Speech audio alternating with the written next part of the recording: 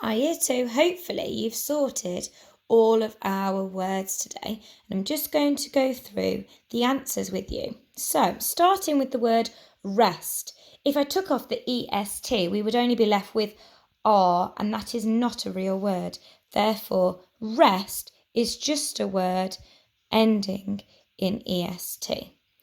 Happiest. If I took off the EST, I would be left with the word happy. Therefore, happiest has the est suffix. Quest. If I took off the EST, we'd just be left with the Q and the U. That's not a real word. Therefore, quest is a word that just ends in est. Longest. If I took off the ist, we are left with the root word long. Therefore, longest has the est suffix. Hardest. If I took off the est, we'd be left with the root word hard. Therefore, hardest is a word with the est suffix. Unrest. If I took off the est, we'd be left with unr.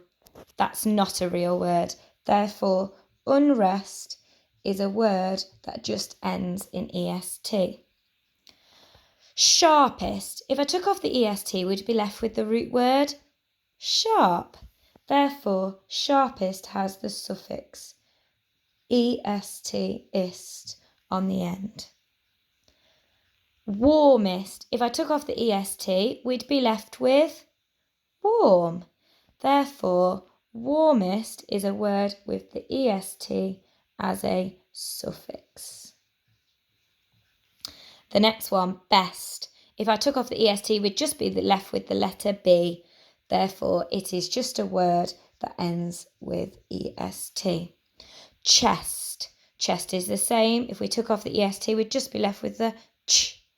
Now I'm going to put it in this column here. It is just a word that ends in est. Brightest. If I took off the est, we would have the root word bright.